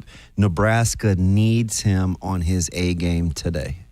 There's a few guys that are almost non-negotiables to play well today, and he's right at the top of the list. Yeah, and they're just, as the roster's kind of rounding into form and understanding rigor and the Big Ten and all that comes into play, Nebraska's not quite in a good enough position yet where their horses can't afford to not be horses and still give them the best chance to win. They need their dudes to still be dudes. Yeah, we say that all the time on baseball, especially this time of year. Like, there's almost a certain requirement that you have to have. And Javen Wright, Deshawn Singleton, those are 2 guys that need to play exceptionally well today to give Nebraska a chance. Yeah, I would agree with that wholeheartedly. So senior day, it's a little strange how this is. I remember way back in the day making the senior day features and basically highlighting every single one. And basically by the end of it, you already knew the whole stories, all the stories of the seniors, because they'd been around. And with the way our media works, there wasn't a story that hadn't been told with those seniors. And now, it's rare that we know, much about the newcomers by the time that they've come and gone here, other than hoping their year at Nebraska, their final year, was met with fulfillment. You think of another guy that's going to be important today, Marquez Watson-Trent, another one, right? Like, these guys come and take a chance on Nebraska a lot of times. It used to just be the graduate seniors. Like, do you remember when Alex Lewis was an O-lineman and transferred from Colorado? Yeah. That was like a big deal. Big deal. Like, that we got another transfer into the program. Now it's just like, all right, where did he play last? And it's been such a topsy-turvy year. Early on we were like, ooh, really hit on some of the portal transfers. And then it was, ooh, did we? And now we're back to reassessing, like, on an individual case by individual case basis, which is kind of going to be how the way it goes. And you're already kind of forecasting in the next year, like where our portal additions need to come from next year. Yeah. We've done a complete shift on roster makeup and roster management, and I think that will certainly continue to be the case as we move along here. And I think for the most part, schools are starting to get into the routine of that. Building a roster a year ago, I think, was, if you're one of those guys on staff that had to, how many recruits are we going to get? How many transfers are we going to get? Who's coming off of injury? You have to build a roster with a number in mind. It's a really tough thing to navigate, and all the while put 11 on the field that are going to go compete with what the other school's trying to do. It'll be fascinating to talk to Pat Stewart as part of our the radio network's recruiting coverage on signing day. I've got some things when you're talking about allotments and numbers and roster distribution, and there's a lot that goes into it. I can't wait to pick his brain. Yeah, and it's coming up here with signing day just around the corner. This is the Landera Husker Game Day Show. Glad you've dialed us up here on the Huskers Radio Network. That's Damon Benning. I'm Ben McLaughlin. Hopefully everybody had a nice, safe Thanksgiving with family and friends. And now turning your attention to some Husker football here on a Black Friday. Whether you're a farmer, rancher, investor, or simply a Husker fan, look to Landera for your ag financing needs. Visit LanderaAg.com to learn more. We got more of the show coming up next. This is Husker Game Day, brought to you by Landera Ag Finance on the Huskers Radio Network. Here, fall means two things, harvest and football. Just like Nebraska, you run on something powerful. Diesel for your farm, gas in your tank, or propane heating your home. Sap Bros keeps your farm and family fueled.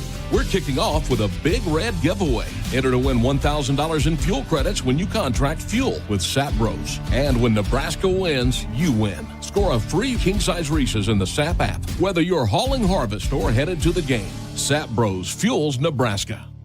This is Big Red Football. In Nebraska, the good life means mornings that wait for you. A porch swing or a skyline view. Work that matters and time that's yours. Neighbors who wave. Hey there. Stars you can almost touch. A mortgage that makes sense. More space, more time, more life. Nebraska, the good life is calling. Are you ready to answer?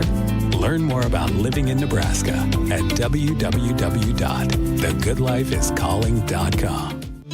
When First Dakota National Bank created Dakota Mac in 1993, we knew we could offer ag producers something few other banks dared to. Long-term, fixed-rate loans for ag real estate refinances and purchases. Today, we go by Landera, and we provide the same great service and even more banking options to help your operation thrive for generations to come. Banking evolves. Trust endures. Landera, a division of First Dakota National Bank. Set, hike. When champions take the field, they come ready to play. TNL Irrigation understands the value of momentum. Like a Husker drive, there's no stopping. If you live for farming and football like we do, TNL Irrigation has you covered. Check your fields from the game with a remote system, or just enjoy the play knowing our systems are reliable as a sold-out Memorial Stadium. Touchdown! Nebraska born, Nebraska strong. Husker Nation and TNL Irrigation are like no other. Preparation is the key to success on game day. And like your favorite Huskers on the field, you need to be ready right from the opening kickoff. Cenex has your pregame routine covered. We've got your salty snacks, your sweet treats, ice-cold beverages to wash them down, and fresh tanks of propane to fire up the grill. Fuel your fandom at your local Cenex station. Husker Pride, powered locally. Tackle the toughest tasks on your farm with Brand Agricultural Products. They've got a complete lineup of grain handling and tillage equipment to take you from the preseason all the way to the playoffs or harvest. All their ag equipment is North American built and backed by an extensive network of dealerships that provide support over the long run. Lead the field with Brand Agricultural Products. Visit Brand.ca for more. This is Husker Game Day, brought to you by Landera Ag Finance on the Huskers Radio Network. Welcome back to the Landera Husker Game Day Show. You may have known us as Dakota Mac before. Today, we are Landera with the same great service and more banking options to help your operation thrive. Learn more at LanderaAg.com. Ben McLaughlin, Damon Benning with you. DB, let's dive into a little bit of Iowa. I think we're all watching with a keen eye how that one finished with Michigan State last week. They really needed that one after dropping two in a row to the tough one to Oregon. They get the score late on fourth down and short against the Ducks on one of the bigger games at Kinnick in recent memory. Oregon goes right down the field, gets the win on the road, and then the 26-21 loss to SC. Down 17-3 to Michigan State in the fourth quarter, and they scored 17 unanswered to get the win. Yeah, it was really interesting how that game played out. They averaged less than 4 yards a carry. I think they finished with under 160 for the game, and I'm trying to pit that against what I thought of Michigan State when they came to Lincoln and Nebraska's offensive efficiency. And then I kind of threw it out the window just because of the quarterback playing. And it's just a different time back then for Michigan State. But the number that is interesting to me with Michigan State defensively, and remember, they came into the Nebraska game here without getting quarterbacks to the ground. They had the low sack numbers, and then they exploded, right, with the 8 or 9 sacks during that game and all the hand-wringing and consternation about Nebraska's offensive line play. But Iowa with only 4.9 yards per play last week, which I thought was interesting. I don't know if that's indicative of kind of where they were for that game or what it's going to mean for Lincoln, but that number was surprisingly low. But then you look at how the game played out, they clearly weren't having a ton of offensive success until it mattered. That's why I just think playing a full 60 minutes is so critical, not only because Iowa's beat you late, but because they've done that to a lot of teams this year with come from behind, kind of late kicks. You know, they took Oregon down to the wire, and Oregon had the miraculous drive with a little bit to play. So Iowa, they're not dead until that clock hits 0. Well, and I think Gronowski is a big part of that, right? I mean, I don't think his statistics are going to wow you. 400 rushing yards and over 10 touchdowns rushing. Like that's obviously very good production from your quarterback running the football. But I think you described him best earlier this show when you just said winner. 2 national championships at SDSU, and trying to bring that pedigree to Iowa. What when you watch Gronowski, how would you describe him? What are Husker fans going to see from that spot from him tonight? Well, he's relentless, number one.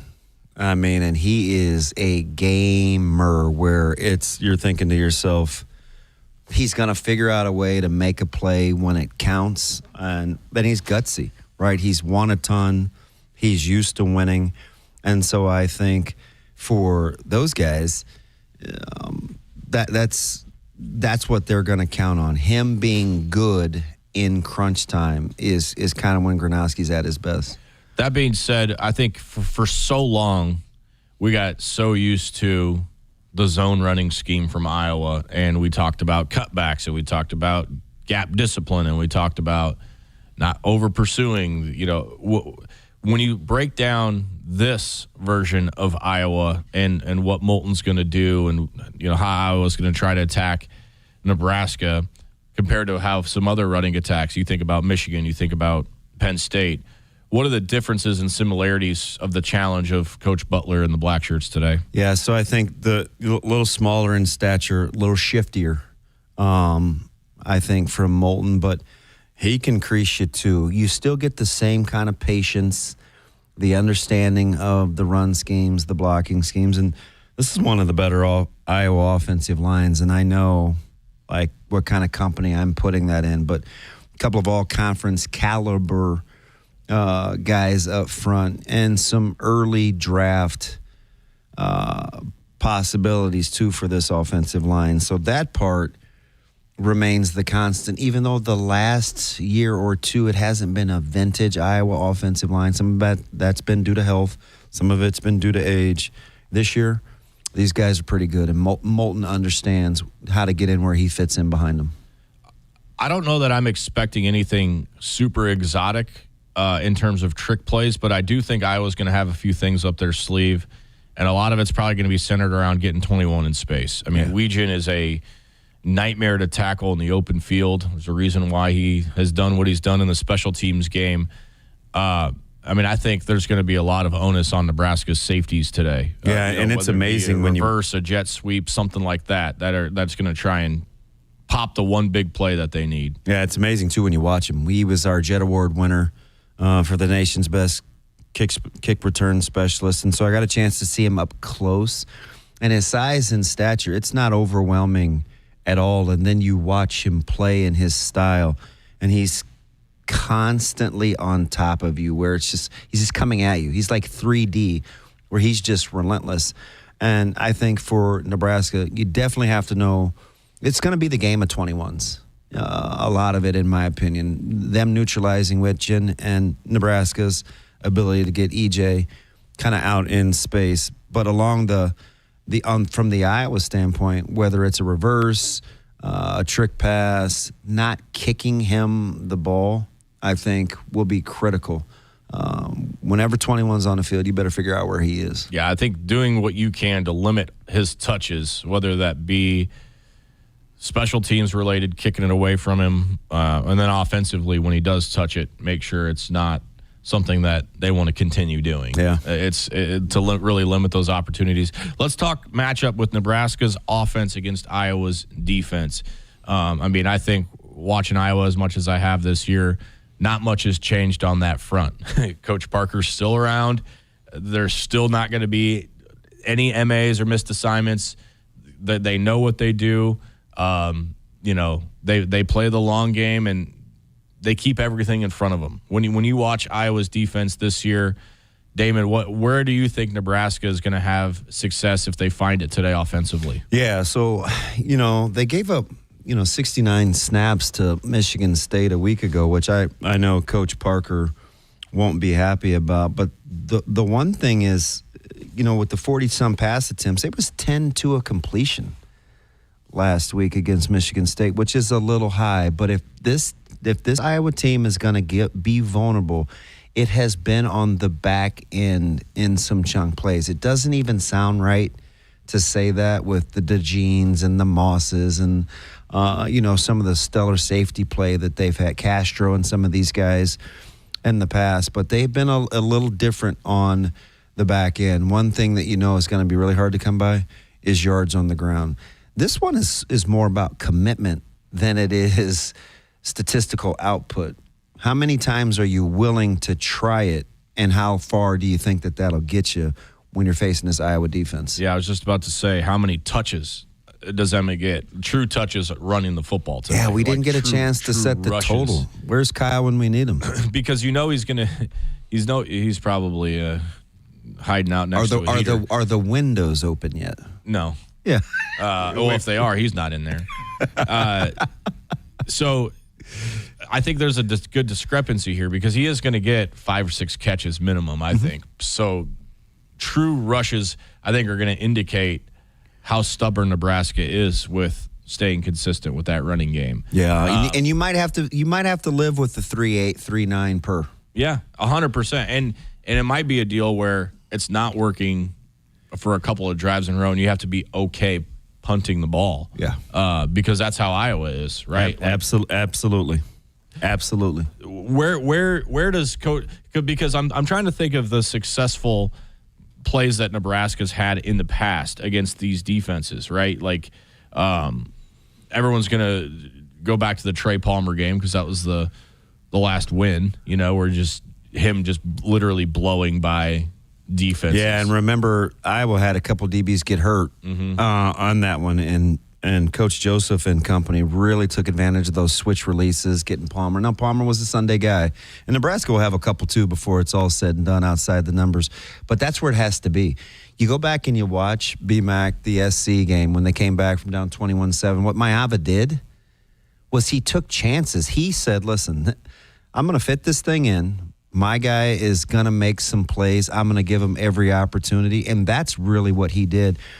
And it's not super sexy to say out loud or cool or these Norm Chow offensive concepts, but winning outside the numbers vertically down the field, there's going to be about 4 or 5 of those during this game. And the more that Nebraska can win them, obviously, the better chance that they have. But one of the keys, I think, is explosives in the passing game anyway. Who gets the most explosives in the passing game will go a long way into winning this game. I want to ask you how Nebraska's screen game can be utilized today because, Iowa's an interesting team defensively because there are a lot of times where they only rush 4. They don't get super. And they're really sound too, right? They'll retrace their steps. Yes. They don't get super vertical. They're well coached.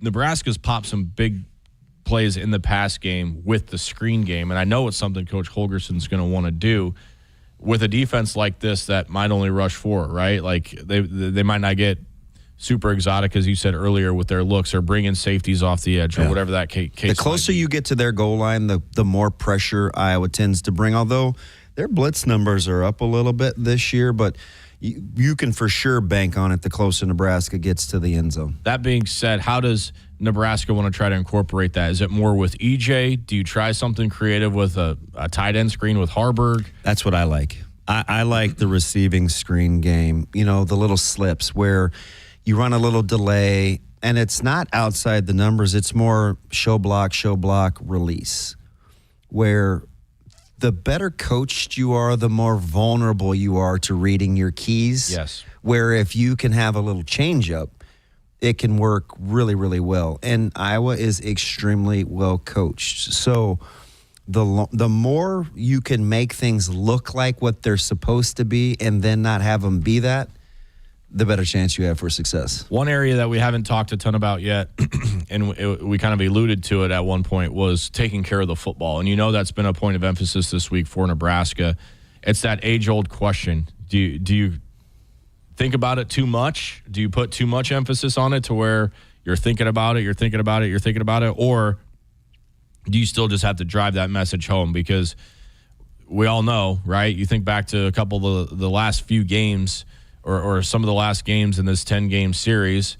Last year it was the sack fumble that directly led to the game-winning field goal. It was a block punt here in Lincoln a couple of years back. There's just been some things that have directly led in the fourth quarter late to a demise in a football game, and turning the ball over is the easiest way to let a team back into a game. Yeah, Nebraska's been pretty good with it, right? I mean, it didn't rear its ugly head last week on the road, but again, against a team like this that swarms to the ball, that gets multiple helmets to the ball, you always have to be leery of protecting it. But let's hope, knock on wood, Nebraska continues to be good on offense in that regard. Yeah, it just can't be a negative. I don't think it can be a net negative today if they're going to come back and win. Try to wrestle some momentum from this series away from the Hawkeyes. They've just had a stranglehold on it, winning 9 of the last 10 games, and hopefully Nebraska can steer course on that here today. Game preparation and repetition predict success in winning. Drivers and vehicle passengers who always use their seatbelts will increase their survival chances. If a crash should happen, remember to always make it click from the NDOT Highway Safety Office. Let's check our traffic situation again. Here's Trooper Brett. Good morning, Nebraska fans. As kickoff approaches, we're seeing traffic build rapidly on major approaches into Lincoln. Getting reports of slow-moving traffic on I-80 westbound near the I-180 junction. Also expect extra volume near the Gretna and Shopping Mall area as both Black Friday shoppers and Husker fans converge. Our troopers are in the area directing traffic there to help keep things moving smoothly. Keep an eye out for troopers assisting a motorist with their disabled vehicle near mile marker 412 on I-80 westbound. And remember to slow down for emergency vehicles. A good game plan always leaves room for adjustments. If alcohol becomes part of your game day, make sure you've got a sober driver lined up. This is Trooper Brett with the Nebraska State Patrol and the Huskers Radio Network. This message is sponsored by the NDOT Highway Safety Office. This is Husker Game Day, brought to you by Landera Ag Finance on the Huskers Radio Network. Tackle the toughest tasks on your farm with Brand Agricultural Products. They've got a complete lineup of grain handling and tillage equipment to take you from the preseason all the way to the playoffs or harvest. All their ag equipment is North American built and backed by an extensive network of dealerships that provide support over the long run. Lead the field with Brand Agricultural Products. Visit Brand.ca for more. This is Husker Game Day, brought to you by Landera Ag Finance. This is Big Red Football. Nebraska companies know that treating people like family is good business. At Medica, protecting families is our specialty.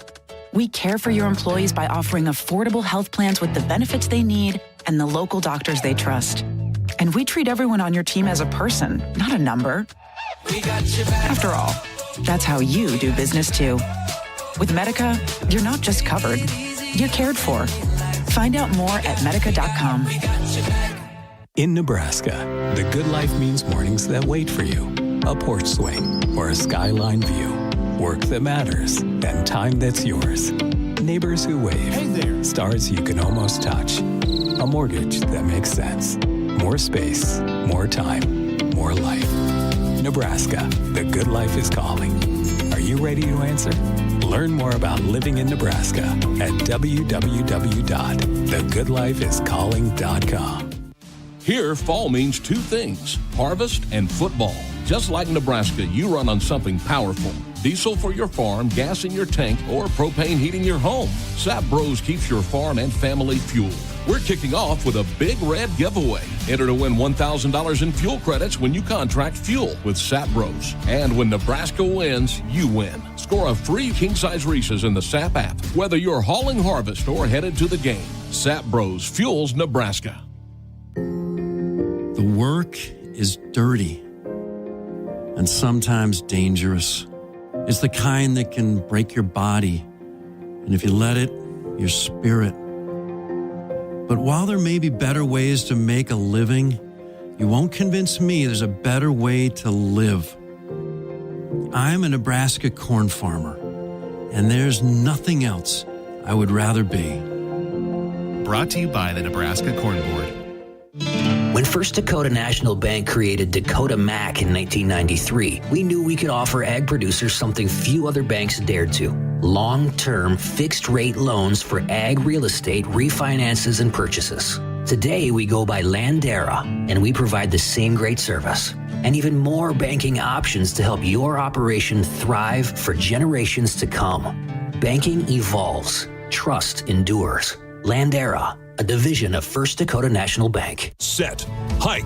When champions take the field, they come ready to play. TNL Irrigation understands the value of momentum. Like a Husker drive, there's no stopping. If you live for farming and football like we do, TNL Irrigation has you covered. Check your fields from the game with a remote system, or just enjoy the play knowing our systems are reliable as a sold-out Memorial Stadium. Touchdown! Nebraska born, Nebraska strong. Husker Nation and TNL Irrigation are like no other. This is Husker Game Day, brought to you by Landera Ag Finance on the Huskers Radio Network. Welcome to Tunnel Walk Through Time, a segment where we reflect on Husker football games of the past. I'm Camden Cohn. Today, we travel back to November 25th, 2011. Just over 14 years ago, the 22nd-ranked Cornhuskers hosted the Iowa Hawkeyes. Nebraska was 8-3 after a 45-17 thumping by Michigan, while Iowa defeated Purdue 31-21 to improve to 7-4. The Huskers won the toss and elected to defer and send their defense out first. The Blackshirts did their job, but the Hawkeyes defense responded with a stop of their own against this Taylor Martinez-led offense. Neither offense was able to gain much momentum in the first quarter as it came and went without any scores. But just a couple of minutes into the second quarter, Nebraska faced a 4th and 8 from the 23 of Iowa. The Huskers elected to turn to kicker Brett Maher for a 40-yard attempt. Ball's on the near hash. Snap down. Maher's kick sailing towards the uprights, and the kick is good. And the Huskers have grabbed a 3-0 lead. That made it 3-0 Huskers with 11:22 to go in the first half. The Blackshirts were able to get another stop and let the Big Red offense attempt to put more points on the board before the half. They went on a long drive as running back Rex Burkhead ran the ball 9 times and moved the ball down to Iowa's 6-yard line. From there, Taylor Martinez and Nebraska turned to the air. 15th play of the drive here. Pistol setup from the Iowa 7. Burkhead right behind Taylor. Snap, back to throw. Throws it over the middle pass. Caught, touchdown. Kyler Reed pulls it in from Taylor Martinez. Play action fake out of the pistol. Reed slips in there for his first touchdown catch of the year. That made it 10-0 with just 32 seconds before the half. That would be the score at the half as the Blackshirts were dominant through the first 30 minutes of play. Both teams were held off the board on their first possessions of the third quarter, but on the Big Red's second drive of the period, they looked to add to their lead. Nebraska started at their own 15 and went on another long drive. It heavily featured Burkhead as he toted the pigskin 7 times. The Huskers moved the ball inside Iowa's 5, but were unable to punch it in the end zone and settled for a 21-yard Maher field goal. That 12-play, 82-yard drive made it 13-0. with 4:42 to go in the third. On Iowa's next drive, Husker linebacker Levante David forced a fumble, but the Big Red offense wasn't able to capitalize on the turnover. Iowa went 3 and out when they got the ball back as the Black Shirts continued to flex their muscles. Nebraska got the ball back at the end of the third quarter and looked to put the game out of reach with another score. Stop me if you've heard this before, but it featured a heavy dose of Rex Burkhead on the ground. Except this time, he found the end zone himself. Anunwa in the pattern to the far side. Toss sweep, right side, Burkhead trying to get to the outside, cuts back, leans, dives, touchdown Nebraska! Rex Burkhead finds the end zone, and the Huskers go up 19-0. Burkhead was willing the Nebraska offense as they led 20-0 with 11:25 to go. Iowa attempted to respond and quickly moved down to Nebraska's 45, but the Black Shirts put a stop to the drive in one snap. Raises the leg, gets the shotgun snap. Looks, holds, rolls. Still looking, sets, throws it deep downfield, looking for Keenan Davis. Intercepted, picked off by Andrew Green. Andrew Green's first career interception thwarts this Iowa drive at the 23-yard line. A big interception from Green to allow the Big Red to keep the momentum. Neither team scored on their next few drives as the clock continued to tick away in the fourth. Iowa got on the board with 3:26 to go thanks to a 10-play, 80-yard drive that took just under 2 minutes. That made it 20-7. Iowa had one more chance to score, but turned it over on downs as Nebraska held on for the 20-7 win. Rex Burkhead finished with a school record 38 carries for 160 yards and a touchdown. His 38 carries broke the record of 37 that Corey Ross set in the 2003 Alamo Bowl. Levante David led the Black Shirts with 8 tackles, a sack, a forced fumble, and a fumble recovery as Nebraska held Iowa to just 88 yards. The Big Red finished the season at 9-4 and ranked 24th overall. This has been Tunnel Walk Through Time. Reporting for the Huskers Radio Network, I'm Camden Cohn.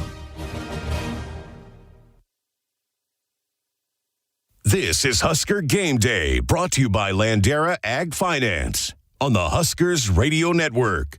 It's not a job. I don't start my day by logging in or end my shift by punching out. I don't have a corner office, but I do have a seat with a view. I get to see every sunrise and every sunset.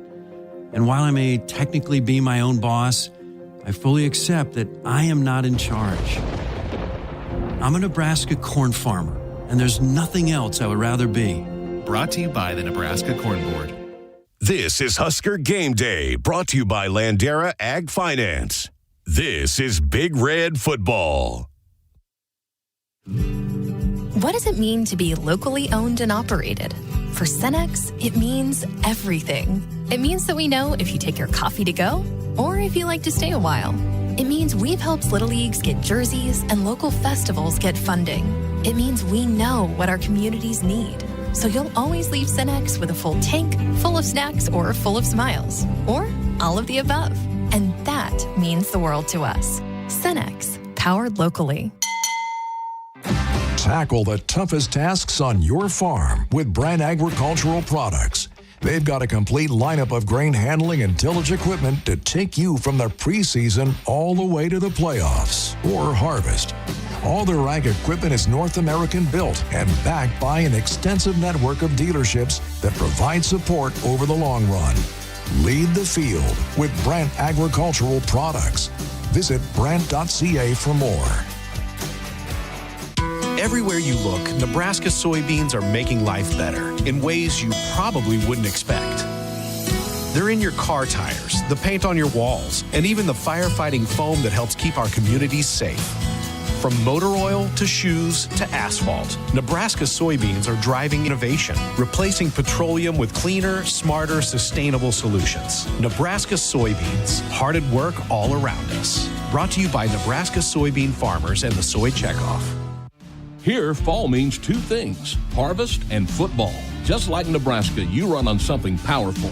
Diesel for your farm, gas in your tank, or propane heating your home. Sap Bros keeps your farm and family fueled.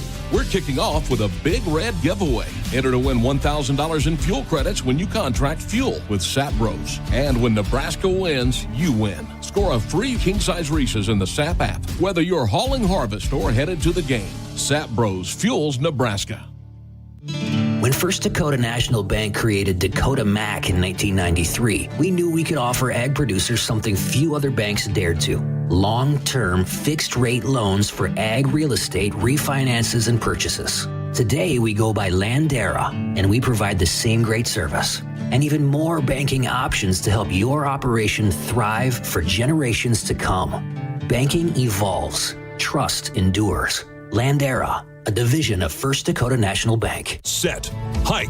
When champions take the field, they come ready to play. TNL Irrigation understands the value of momentum. Like a Husker drive, there's no stopping. If you live for farming and football like we do, TNL Irrigation has you covered. Check your fields from the game with a remote system, or just enjoy the play knowing our systems are reliable as a sold-out Memorial Stadium. Touchdown! Nebraska born, Nebraska strong. Husker Nation and TNL Irrigation are like no other. This is Husker Game Day, brought to you by Landera Ag Finance on the Huskers Radio Network. Back one final time. This is the Landera Husker Game Day Show. Ben McLaughlin, Damon Benning with you. Here in just a few minutes, we'll pass the torch over to Kyle Crooks for countdown to kickoff. Hopefully he's got a torch in that booth to keep him warm. Remember when he was sold on that bill of goods that there was a heater in there? Yeah, I was like, I don't think that's worked in years. I've never seen one. So, well, the one under by our feet. Yeah, I didn't even know that was a heater. I thought it was. I don't know what I thought it was. Well, it's basically for decoration because it's not like I pay attention to my surroundings. It's not providing much heat. Are you going window open today? Because I had to open it for you at halftime last game. Yeah, it was very complicated. I felt. What was? Getting the windows open. No. The home game. The last home game, you had it closed. Yeah, I'm definitely doing that. Closed or open? Open. Okay. I'm an open guy. You weren't last time. Well, it just took a second. I had to ease my way into it. Okay. Well, we're jumping into the deep end today. Well, as long as there's no precip, I'm fine. The temp, the hot or cold doesn't bother me. Yeah. My bedroom window is open currently. Well, it doesn't bother me. So it shouldn't because you're not there. So it shouldn't make a difference if it's open or closed right now. I don't know if I appreciate that delivery. Well, you usually say that 3 times a day, so we're just inching towards our quota. What we should talk about, though, unflappable. He had to skip a beat. What we should talk about, though, is our Brant ground game report, brought to you by Brant Industries. Make sure your ground game is up to speed with Brant high-speed disc for a better field finish in fewer passes. Okay, let's talk EJ today. He probably knows what he's signed up for here with this one. This is just real, I would say, full taste of Iowa, getting spoon-fed the ball multiple times against this defense. But if he's going to have success today, where's it come from? Well, it comes from effort and being relentless. I don't know about exact design just because of the way that Iowa's built. But listen, let's not dance around it. Let's not sugarcoat it. The elephant in the room is this his last game playing for the Huskers? Whether he plays in the bowl game or not, he'll decide that. But is this his last regular season game for Nebraska? So I think he's going to manage those emotions. I think he's going to stay in the moment for this one. And I expect maximum effort from Emmett Johnson. If he's anything like I think he is, whatever he's got in the tank, he's going to empty it today. And he probably, similar to Penn State last week. I mean, he obviously popped the big one there on the first drive, 50-plus yarder. I think not getting that thing in the end zone in that first drive really bugged him. Yeah. And that's going to be another story that we talk about today. If Nebraska does get deep into plus territory, what is the strategy? I think QB run game now. So especially versus Iowa, the way they're built defensively, what they'll give you, what they won't give you, and how typically that's when they like to dial their pressure is once you get in the green zone. QB run game, designed QB run game, and then two-back run game out of the backfield. I think that's that's the different thing that I think you'll see in this game today that'll give Nebraska a chance to be better in the red zone. Because if you think about the amount of points they've left on the field through the first 11 games, it's mind-boggling. So as they get closer today, I think they'll clean that up a little bit. All right, give me another thing or two that's penalties and turnovers are a given against Iowa. You can't do that. Field positions, I think, another one that's a non-negotiable. But what's another thing or two on your mind today that Nebraska's going to have to do well? Yeah, I don't know if it's PTSD, but you have to give it a full 60 minutes. Not 59, 50, not 58, 20. Give it a full 60 minutes. We saw 2 turnovers and 3 points scored on this field 2 years ago in a game on which you thought Nebraska had won. So it is never over until it's over. And for me, it's for Nebraska to stay dialed for a full 60. I feel like the way these games have gone, Nebraska's either weathered the storm or made some big plays early and then just tried to hang on. I feel like for me, I'd like to see Nebraska be the team that, whatever happens in the first half, they're the ones smelling blood in the water late third, fourth quarter. Like, it doesn't always have to be them. Like we talk about putting your hands up. Why don't you go be that team today? Of all the scenarios we've talked about that I've heard all week, one thing that we'd never talk about with Iowa? Nebraska pulling away. It's uncanny how that doesn't even enter into the realm of discussion when it comes to talking about how these games could go. And I know you're not saying that's what's going to happen, but since you brought it up, if you're right about that, of all the things that you typically nail in a pregame, if that comes to fruition, what are you going to do for me? We're going to get lottery tickets. Let's do it. Might have new game day hosts next year if that's the case. We'll be on a beach somewhere on Black Friday. We'll be like Kyle's not coming. The two on Trading Places. Yeah. Feeling good, Benny Mac. Yeah. No, it's time Nebraska's the one that makes one of those plays late. And I think that's what everybody's yearning for. That's what it's going to take to get this rivalry turned around in the Huskers' favor, because there's no question about it. There's been way too much trophy raising from the black and the gold. Yeah. DB, good stuff, man. I appreciate it, man. Good luck getting those I feel like I always get smarter car. being around you. That's scary. Did you hear what I said? What's that? I said good luck getting those binoculars out of your car. No, we're gonna walk together, me and you. That's going to do it for us, and thank goodness for that, because that's about it for us. Kyle Crooks, countdown to kickoff coming your way. Big thanks to all of our help back here. Josh, Camden, Russ, Chris. Thanks, Chris. Holding it down over there. Thanks, Chris. Thanks, Andrew. Thanks to everybody. That's it for us. We'll back with a fifth quarter show coming up next. Countdown to kickoff. Kyle Crooks has you for the next hour, about 2 hours of kick here from Memorial Stadium.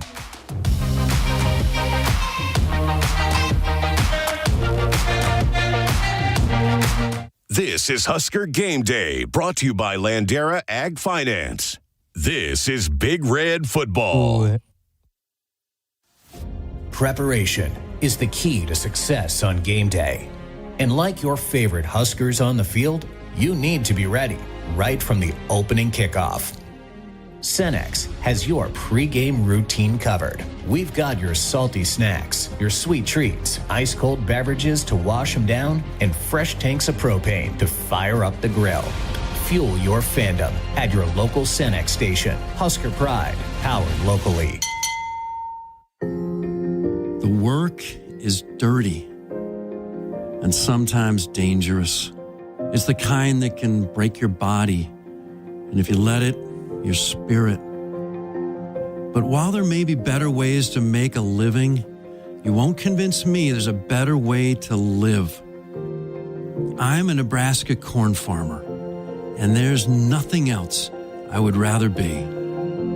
Brought to you by the Nebraska Corn Board. Tackle the toughest tasks on your farm with Brand Agricultural Products.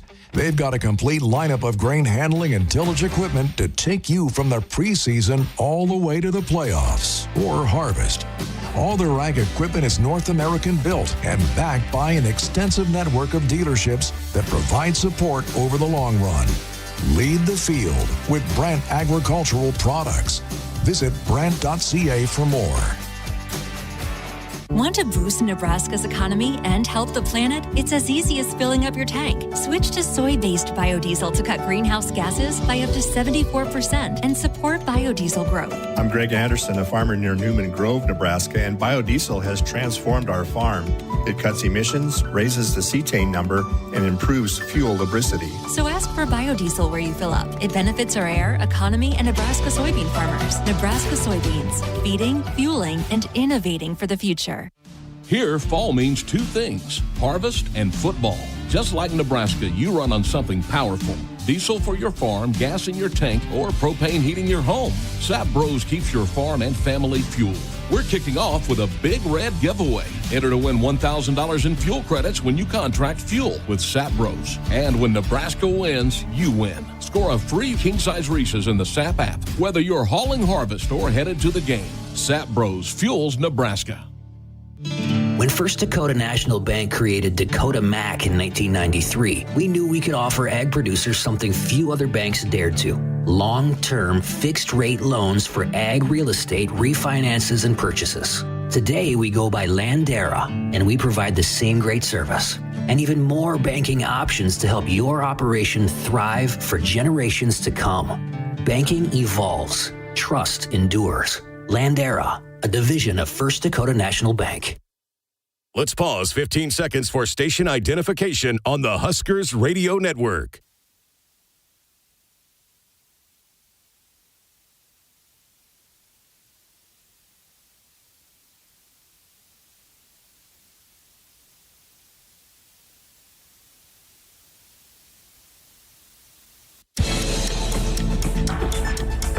It's time for the Countdown to Kickoff, brought to you by Central Valley Ag, the official co-op of the Huskers.